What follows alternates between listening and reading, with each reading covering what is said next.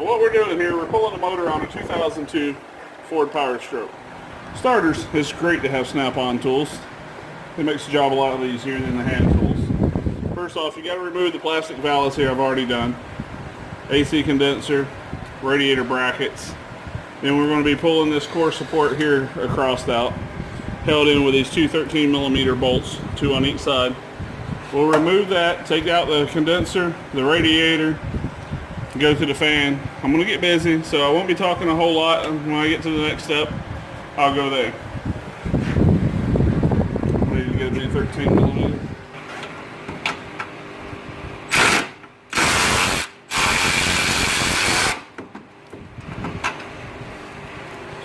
Ouch.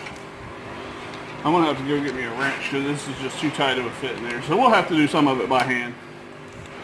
Just big old fat monkey beaters here don't work. I'm pulling the...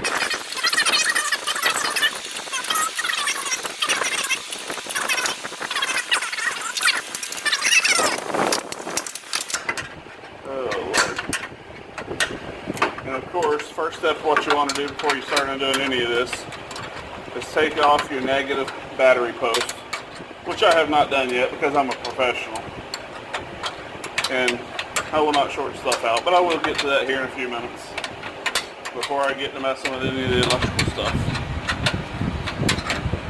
This is about a 32-hour job, especially when you get into stuff and bolts don't cooperate with you, because we got to actually swap the oil pan, injectors, turbo, all that kind of good stuff in this job here. We're putting a brand new crate engine in it. Built by JK Engines. They do a great job out of Tennessee. Got a great warranty. Of course, you're going to have to drain the water and stuff out of the radiator so you don't make a big mess in here. So y'all know. Now we're undoing the battery wire that goes across the core support. Just got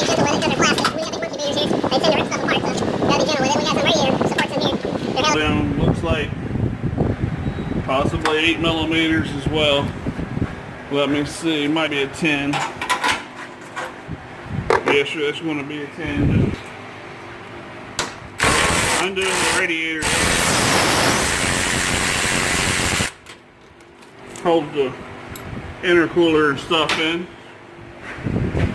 It's always a good thing to undo that first.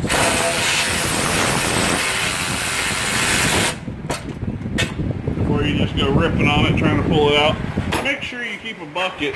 We happen to use Blue Bonnet. It's a good bucket. Keeps your parts all nice and clean. Makes the parts and stuff secure so you don't lose them. Put all your parts in one, label it as like front end bolts or radiator bolts. Makes your job a lot easier going back together so you're not searching for bolts. Then we got this all unbolted finally, so we're about to try to get it out of here, which it is a workout to get it out. Normally they're pretty tight. You gotta sit here and snatch up on them from each side.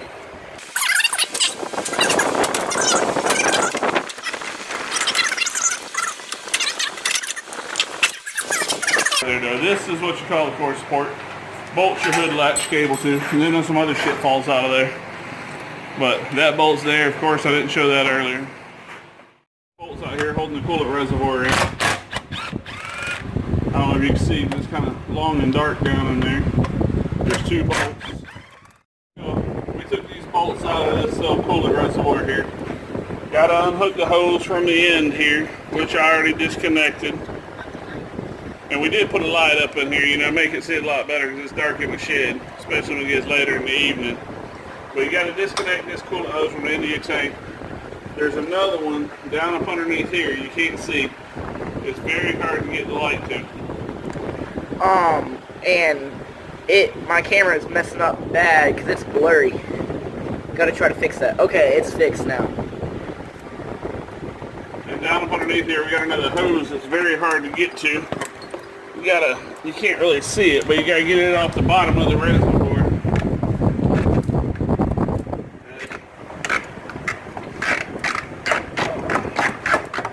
Yeah, there it is. And it's always good to inspect this while you got it out. These are bad about cracking and creating coolant leaks. This one does got a few small cracks in it. It'd be a good idea to replace it while it's out. Good thing we already got one because we planned on doing it. You can see a crack down here. That's out of the way now. So you got to take your pair of pliers. These are made to hold the hose clamps very well. Bite them right here, pull the hose clamps off, then pull that off. Same way over here with your upper radiator hose. Bite it, pull it off. A lot of the hose clamps will lock in place, but be very careful because they will come loose and pop your fingers and make you say a few choice words. I've had that happen before. Radiator's completely loose. You're going to have to get an 8mm. Unbolt these up for fan surround bolts here. Let's swap out the 10, put on the 8.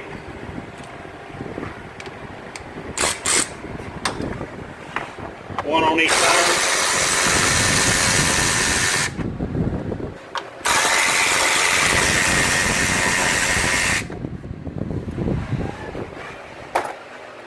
Now I'm going to have to go up underneath and unhook a radiator hose down there as well, so I'll have to get back to y'all in a few minutes. I can't hold a camera and be upside down under there.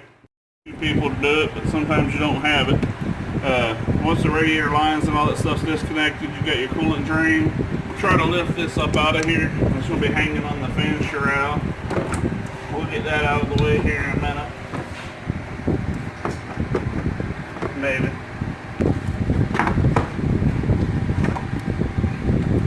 You got to be careful not to damage the radiator coming up out of there. But as you come around here and see, this one's already leaking in a few spots. So you're going to need to replace it while it's out. No need putting a bad radiator in with an old, brand new motor. Fan shroud out of here, get it out of our way. I'm going to pull the intercooler out in just a second. We'll set this over here out of the way.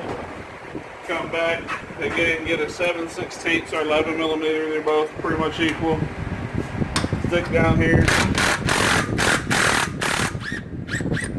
Loosen these intercooler clamps up. There's one on each side of the intercooler.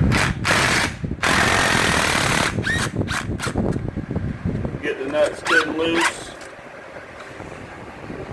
Then come over here. Try to wiggle them loose like that. One on each side. Sometimes they kind of have a tendency to stick on there.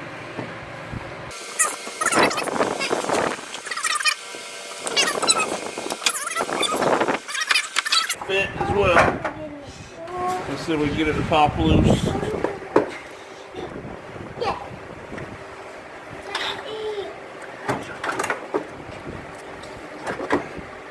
Then you want to take and set this in the bed of the truck as well. Okay, we're going to be taking this fan off next. Down here you'll see we got some fan clutch removal tools. Definitely make it nice in the removal of the fan clutch. Some morons just use a hammer, which is not the appropriate way to do it. You do damage to your water pump bearings and stuff. Come back here, find the appropriate wrench size. It's kind of tight. You need a step stool up there, especially if you're a heavy fat guy like me. Because you don't just want to slip off of it. If you do, it might hurt a little bit. And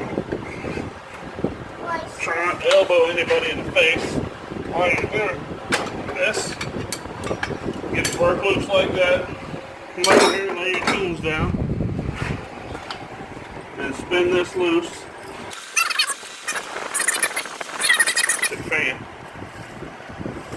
Oh shit! Like that. That's why you hold on to it. Okay, we're going to go ahead and remove this belt assembly now.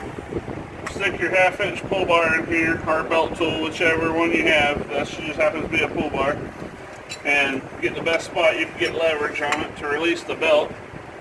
Right there. Pull the belt off. Take this back out. Go ahead and remove the belt. Try to keep it dry, especially if it's a good belt, because you don't want to get any oil or antifreeze on it. We're going to take this, give it to my assistant, Skyler. Go have him put it in the back of the truck. And then we'll grab another pair of pliers right here. Take loose these hoses. hose clamps. Then unloosen the hose clamps. Wiggle it, take the hoses off. You can give our little assistant, have him put that in the back of the truck. This way you can walk away from the video so often. Works nice to have little helpers. Wiggle this hose, pull it up. And it's good to do your best to remember, or if you don't have good memory, you're going to be walking away from the job for a while. It's good to take some masking tape, tape around your hoses, your electrical connectors, and label what you took them off of so you know where they go back. Makes reassembly a lot faster. Like for instance, this is a coolant sensor. You would unplug it, run a piece of tape around it, and write on the tape what it was for. But we're fixing to be pulling the front of the motor apart, so it's going to be a lot of boring and bolt undoing. But you want to undo all these big bolts in the front of these bracket assemblies. There's some that's hidden back up underneath there. Disconnect the wires from the alternator, which I'm about to get to do. And over here I'm the same way with the AC. I'll bolt the AC compressor. Lay it off to the side to save you from having to discharge the AC system. And then we'll undo the pulleys and water pump. Pull all that stuff out of there. We'll get to here in a little bit, or maybe even tomorrow because it's getting into later in the day. Which will be part 2 if we do it tomorrow. That'll be part 2 if we do it tomorrow. But it'll probably happen tomorrow. Other than that, it was nice talking to y'all, showing you how some of this stuff comes apart. And we'll get back to it and show you what it looks like with the brackets and all off.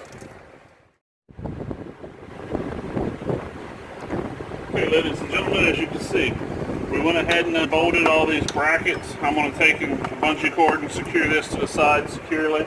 We already undid the water pump, the power steering bracket, the AC bracket, and tomorrow night we're going to end up getting to pull this intake spider, the turbo, all the wires off of it. Heater hoses are disconnected. We've got to tie them off to the side. Like I said, that'll be tomorrow night. We'll go ahead and get all these wires and turbo and stuff off the